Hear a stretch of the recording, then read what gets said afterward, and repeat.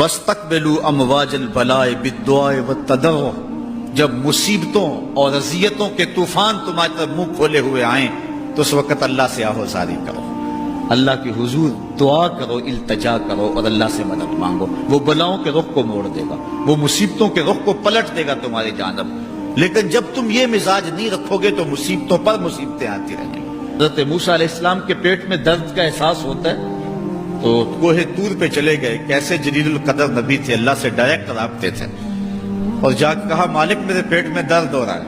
اللہ اکبر۔ گھر کے نجی معاملے بھی رب سے ڈسکس کرتے تھے، اور کوئی جو ہے وہ ایسی چیز ہوتی وہ بھی رب سے ہی عرض کرتے تھے۔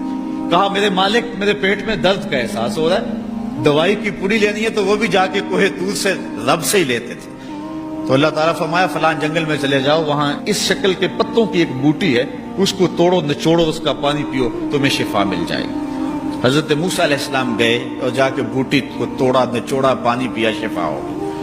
کچھ عرصہ بیتا، دوبارہ اسی طرح کا درد جاگا۔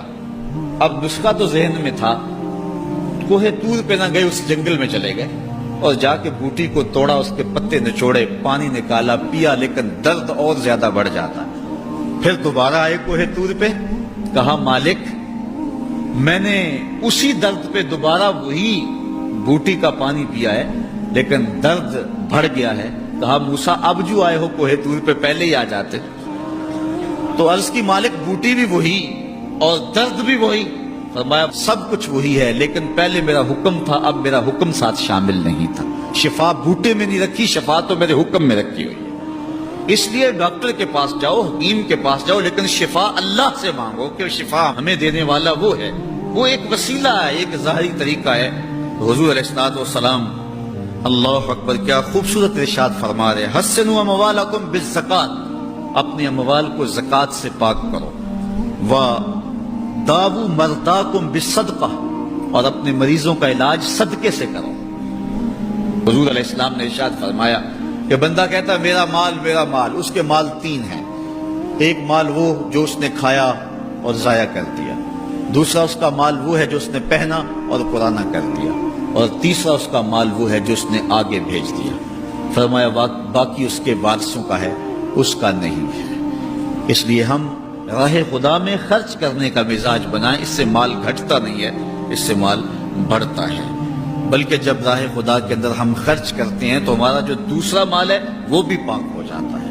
اللہ کے محبوب کا ایک فرمان سنیے جس کو حضرت حسن بصری رضی اللہ تعالیٰ عنہ بیان کرتے ہیں، حسنوا اموالکم بالزکات وداووا مرضاکم بالصدقہ واستقبلوا امواج البلاء بالدعاء والتضرع۔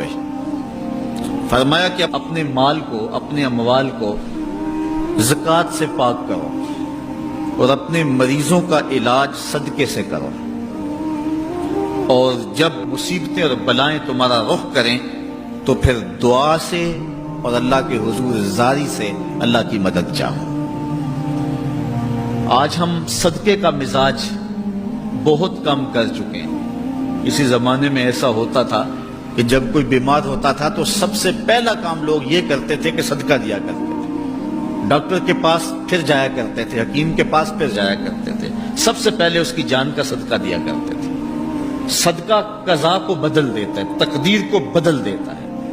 صدقہ سے اپنے مریضوں کا علاج کرو۔ اصل ڈاکٹر کے پاس جانا، علاج کروانا سنت ہے، اس کی ممانعت نہیں ہے، لیکن یہ بات ہمیشہ ذہن میں رکھیے گا کہ ڈاکٹر کے پاس دوا ہے، شفا نہیں ہے۔